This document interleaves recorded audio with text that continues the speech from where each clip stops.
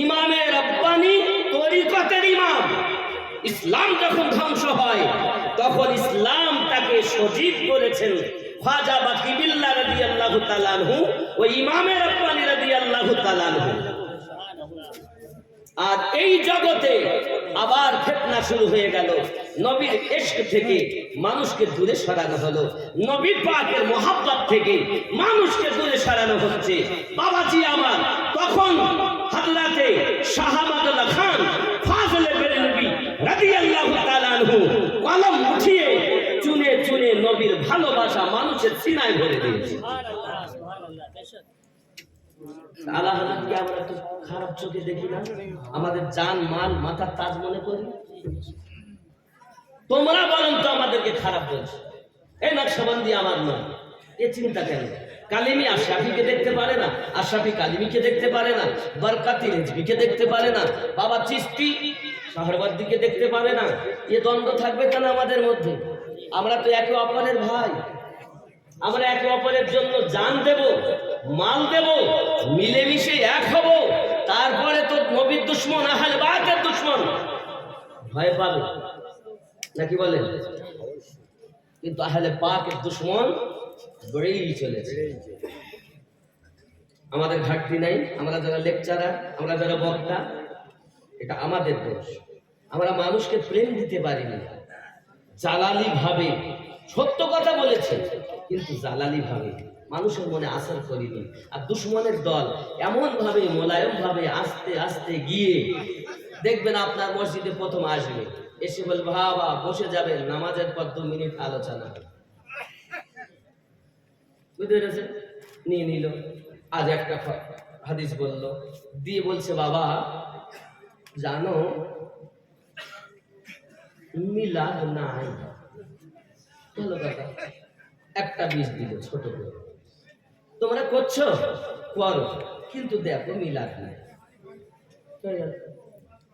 আবার আসে বলছে বাবা কি না, তো আবার একটি হাদিস শরীফ শোনালো, আমার নবীর এই মজেজা, সাহাবীদের এই মজেজা, নবী এইভাবে তাবলীগ করেছেন, নবী এইভাবে করেছেন। করার পর জানো বাবা মরার পরে দোয়া নাই।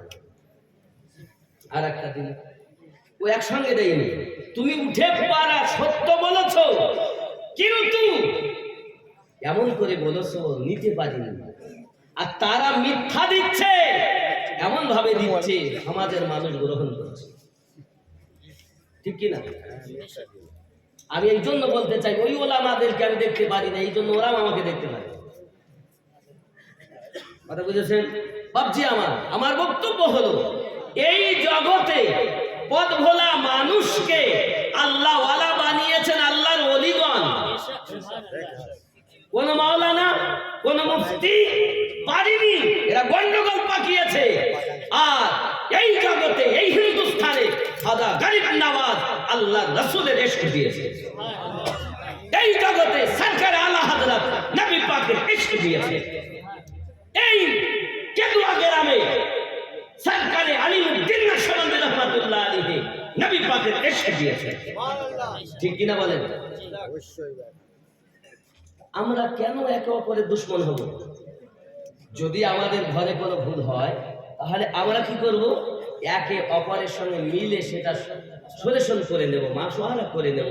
কিন্তু আমরা তা করিনি। মনে করেন আমার ভাই যদি একটি মানুষ যে হয়, মানুষ তো ভুল হয় না, কি হয় না? আমরা তো ভুলের তৈরি, তাহলে আমরা তাকে ডেকে নিয়ে না বলে স্টেজে জনগণের সম্মুখে এমন ভাবে কাফের বেঈমান মুনশি কিছু জানে না, সাধারণ মানুষ কি বুঝবে? বা আমি বোঝাতে চেয়েছি, আমি ভিত তৈরি করে নিয়েছি এটাই যে আমাদের একটাই পথ, সেটি হলো আল্লাহ, নবী, আহলে বায়াত, সাহাবায়ে কেরাম রিদওয়ানুল্লাহি তাআলা আলাইহিম আজমাইন হয়ে তাবিঈন, তাবা তাবিঈন, ইমামিন হয়ে ওলিঈন, এটাই হলো জান্নাতি পথ। ইহা ব্যতীত আর সমস্ত পথ হলো বাতিল, আর পথগুলো সব বাতিল। নামাজ কিন্তু সবার মধ্যে আছে, রোজা, হজ, যাকাত, দাড়ি, টুপি, হাব্বা, জুব্বা সব আছে, কিন্তু ঈমান শুধু আহলে বায়াত ওয়ালাদের কাছে আছে। ঈমান শুধু আহলে বায়াত ওয়ালাদের কাছে আছে আছে, কারণ ঈমানবিহীন নামাজ নাই। আল্লাহ পাক বলেননি ইয়া আইয়ুহান নাস ওয়া আকিমুস সালাহ, এই মানব সম্প্রদায় তোমরা নামাজ কায়েম করো, এই কথাও বলেননি ইয়া আইয়ুহাল মুসলিমুন ওয়া আকিমুস সালাহ, আই মুসলমান সম্প্রদায় তোমরা নামাজ কায়েম করো। আল্লাহ পাক বলেছেন ইয়া আইয়ুহাল্লাযীনা আমানু ওয়া আকিমুস সালাহ ওয়া আতুজ যাকাত, আই ঈমানদার সম্প্রদায় তোমরা নামাজ কায়েম করো, যাকাত প্রদান করো। নামাজ পড়বে ঈমানদার, রোজা রাখবে, হজ করবে, যাকাত দিবে, বাবা আমার। তাহলে ঈমানদার, ঈমানবিহীন আমলের কোনো দাম। আপনাকে খুঁজতে হবে ঈমান কাকে বলে। ও বাবাজি আমার সোনামানিকেরা, খেলার নাম বাবাজি। আমার নবী পাক যখন মক্কা জয় করে নিলেন, এমন সময়তে কিছু মানুষ এসে বলছে আমরা দাড়ি রেখে দিয়েছি, টুপি মাথায় দিয়েছে, পাগড়ি মাথায় দিয়েছে, হাব্বা জুব্বা গায়ে দিয়েছে, নামাজ পড়তেছে, রোজা রাখতেছে, যাকাত দিচ্ছে, হজ করছে।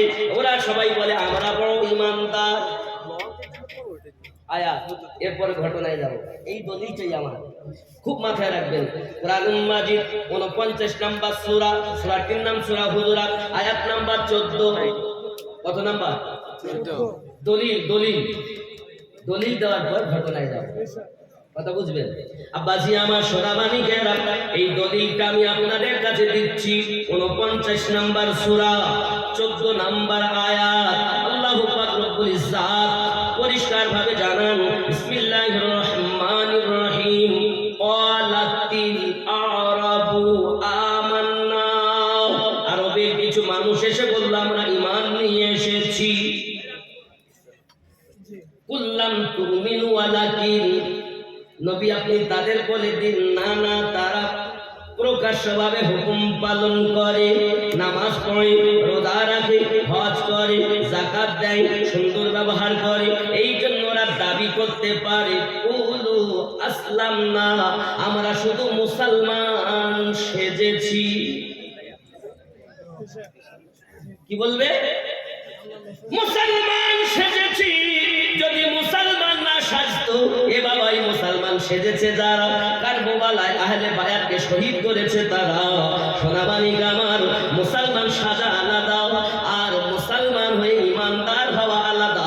আমার আল্লাহ পাক ঘোষণা দিলেন, যেহেতু তারা প্রকাশ্য হুকুম পালন করে, নামাজ পড়ে, রোজা রাখে, দাড়ি হাব্বা জব্বা সব কিছু ঠিক আছে, নবী পাকের পিছনে নামাজ পড়তেছে, তাই তারা দাবি করতে পারে আমরা মুসলমান। ওয়ালাম্মা ইয়াদখুলিল ঈমানু ফি কুলুবিকুম, বিন্দু মাত্র ঈমান তাদের অন্তরে প্রবেশ করিনি। বোঝা গেল আয়াত দিয়ে নামাজ ঈমান নয়, রোজা ঈমান নয়, হজ ঈমান নয়, দাড়ি টুপি ঈমান নয়, হাব্বা জুব্বা গায়ে দেওয়া ঈমান নয়, এগুলো হলো ঈমানদারের আমল। ঈমানদারের আমল। বন্ধু আমার, যদি কিনা এগুলো ঈমানদারের আমল হয়, আল্লাহ, তাহলে ঈমান কি? বলো ঈমান কি? আব্বাসি আমার আল্লাহ পাক রব্বুল ইজ্জাত বলেন, বান্দা বান্দি গো, তোমরা কি আমাকে খুঁজে পাও না? আমি আল্লাহকে তোমরা পেতে চাও দুনিয়ার জমিনে, তাই তোমরা নামাজ পড়ো, তাই তোমরা রোজা রাখো, তোমরা ইবাদত করো। আমি আল্লাহ পাকে, ও আমার বান্দা বান্দি, যদি তোমরা আমাকে কেউ পেতে চাও, কোরআনুল মাজিদ সূরা আল ইমরান আয়াত নাম্বার 31 উঠিয়ে দেখো, আল্লাহ পাক বলেছেন, বিসমিল্লাহির রহমানির রহিম, কুল ইন কুনতুম তুহিব্বুনাল্লাহ ফাত্তাবিউনি ইউহিব্বুকুমুল্লাহ ওয়া ইয়াগফিরু লাকুম যুনুবাকুম আল্লাহু গফুরুর রহিম। আয় নবী আপনি বলে দিন, কুল আপনি বলে দিন, কেউ যদি আমি আল্লাহকে ভালোবাসতে চাই, তাহলে ফাত্তাবিউনি আপনার যেন ইত্তেবা করে, যদি আপনার অনুসরণ করি, আপনার ইত্তেবা করি, তাহলে কি হবে? আমি আল্লাহ পাক আল্লাহ তাআলা ইয়াগফিরু লাকুম, তাকে maaf করে দেব, যুনুবাকুম, এবং আমি আল্লাহ পাক আল্লাহ তাআলা তার সমস্ত পাপকে maaf করে দেব। আমি তুহিব্বুনাল্লাহ ফাত্তাবিউনি ইউহিব্বুকুমুল্লাহ, যে আপনার অনুসরণ করলে আমি আল্লাহ তাকে ভালোবেসে নেব। জোরে বলে সুবহানাল্লাহ। নবী পাকের ইত্তেবা করলে আল্লাহ ভালোবাসবেন, ওয়াদা দিয়েছেন। তুমি নবীকে ভালোবাসো না বাবা আমার, তাহলে বোঝা গেল নবীকে প্রেম, নবীর ইত্তেবা করা আল্লাহ পাক অর্ডার দিয়েছেন। নবী পাকের কাছে বায়াত হওয়া, আল্লাহর কাছে বায়াত হওয়া। মনে আছে নি আয়াত সূরা আল ফাতহ আয়াত নাম্বার 10, নবী পাকের কাছে বায়াত হওয়া, আল্লাহ পাকের কাছে বায়াত হওয়া। অপর জায়গায় আল্লাহ পাক বলেন মাইয়াতিউর রাসূলা ফাকাত আতা আল্লাহ, যে আমার নবীর পায়রবি করলো সে আমি আল্লাহর পায়রবি করলো। বাবা এই জন্য তো বলা আল্লাহ মানা নবী মানা নয়, নবী মানলে আল্লাহ মানা হয়। আল্লাহ মানা নবী মানা নয়, নবী মানলে আল্লাহ মানা হয়। এই কথা আমিনুদ্দিনের নয়, আল্লাহ তাআলা কোরআন পাকে কয় আল্লাহ মানা নবী মানা নয়, নবী মানলে আল্লাহ মানা হয়। বন্ধুরে আমার, এই আয়াতে কারিমা আপনার কিনা আয়াত পেলাম নবীর ইত্তেবা করা। সহিহ বুখারী কিতাবুল ঈমান হাদিস নাম্বার 15, আনাস বিন মালিক রাদিয়াল্লাহু তাআলা আনহু বলেন লা ইউমিনু আহাদুকুম হাত্তা আকুনা আহাব্বা ইলাইহি মিন ওয়ালিদিহি ওয়া ওয়ালাদিহি ওয়ান নাসি আজমাইন। হতে পারবে না তোমরা ততক্ষণ তো ঈমানদার যদি তোমার সন্তানের থেকে বেশি, তোমার পিতামাতার থেকে বেশি, যদি তোমার অর্থের থেকে বেশি, যদি তোমার জান অপেক্ষা বেশি, দুনিয়ার সমস্ত মানুষের থেকে বেশি নবীকে যদি প্রেম না করো তাহলে তুমি ঈমানদার হবে না। বাবাজি আমার নবীকে আপনার ভালোবেসে নেওয়ার নাম হলো ঈমানদার। আল্লাহ পাক আবার বলছেন ইয়া আইয়ুহাল্লাযীনা আমানু ওয়া আমিনু, ঈমানদার সম্প্রদায় তোমরা আবার ঈমান আনো। আল্লাহ গো একবার ঈমান এনেছি, তোমাকে এক বলে মেনে নিয়েছি, তোমার হাবিবকে তো শ্রেষ্ঠ রাসূল বলে মেনে নিয়েছি, তোমার গাইড বুক সমস্ত কিতাবকে মেনে নিয়েছি, আখিরাতকে মেনে নিয়েছি, কবরকে মেনে নিয়েছি, হাসরকে মেনে নিয়েছি, সিরাতকে মেনে নিয়েছি। আবার কেন ঈমান নিয়ে আসতে হবে? আমার আল্লাহ পাক বলেন বান্দা বান্দিরে আমি আল্লাহর কাছে রূহানি হালাতে তোমরা ওয়াদা করেছো আমানতু বিল্লাহি ওয়া মালাইকাতিহি ওয়া কুতুবিহি ওয়া রাসূলিহি ওয়াল ইয়াউমিল আখির ওয়া কদরি শাররিহি মিনাল্লাহি তাআলা ওয়াল বাতি বাদাল মাউত। সব কিছু স্বীকৃতি দিয়েছো, ঈমানওয়ালা হয়ে গেছো। এখন ঈমানদার যখন হয়ে গেছো আবার তোমরা ঈমান আনো। আল্লাহ ঈমানটা কার কাছে আনবো? আমার আল্লাহ পাক আল্লাহ তাআলা আবার কোরআনুল মাজিদ সূরা আল কাহফের 17 নম্বর আয়াতে বলেছেন বিসমিল্লাহির রহমানির রহিম। বাবা একটা হাদিস বলেছি, সব কোরআন বলছি, সব কোরআন মাজিদ বলছি। যদি আপনি না মানেন আমার কিছু করার নেই। একটি মাত্র হাদিস শরীফ বলেছি, বাকি সব আয়াত কোরআন মাজিদ বলেছি। কোরআন মাজিদ সূরা আল কাহফ আয়াত নাম্বার 17 আল্লাহু পাক রব্বুল ইজ্জত বলেন বিসমিল্লাহির রহমানির রহিম মান ইয়াহদিল্লাহু ফাহুয়াল মুহতাদি। আমি আল্লাহ যাদের হেদায়েত দান করি তারা হেদায়েত প্রাপ্ত হয়। ওয়া মান ইউদ্লিল, আর আমি আল্লাহ যাদের পথভ্রষ্ট করি ফালান তাজিদা লাহু ওয়ালিয়াম মুরশিদা। একজন মুর্শিদকে ওলি হিসাবে পাবে না। আমি আল্লাহ যাদের হেদায়েত দান করি তারা হেদায়েত প্রাপ্ত হয়, আর আমি আল্লাহ যাদের পথভ্রষ্ট করি একজন পথপ্রদর্শক হিসাবে মুর্শিদকে ওলি হিসাবে পাবে না। তাহলে পথপ্রদর্শক হিসাবে মুর্শিদকে ওলি হিসাবে পেয়েছে যারা, হেদায়েত প্রাপ্ত হলো তারা। ये कुरान है, यामीनुद्दीन की घर की बात नहीं, रब्बे करीम की बात है। माना ना माना আপনার ব্যাপার, আমি জোর করিনি কাউকে। লা ইকরাহা ফিদ্দীন, ধর্মে কোনো জোর জবরদস্তি নাই। এখন আপনি হিসাব করে দেখুন, ইউটিউব ওয়ালা 72 দলের মৌলবীরা ঠিক বলছে না আমার আল্লাহ ঠিক বলছে? আপনার উপরে। এখন আমাদের ঘরের ছেলেরা ইউটিউব দেখে দেখে আর নাভির নিচে হাত বাঁধে না বুকি বাঁধে, এর জন্য দায়ী কারা? এ বন্ধু, নাভির নিচে হাত বাঁধা হাদিস বলছে না, এই বুকে হাত বাঁধা সম্পর্কে 11টি হাদিস আছে। এ চোরের দল 3টে বলে আর 8টা বলি না। কি বললেন আব্বাজি আমার, আপনি যদি বলেন হুজুর আমি দেখতে চাই, তাহলে আপনি মক্কা এবং মদিনাতে চলে যান।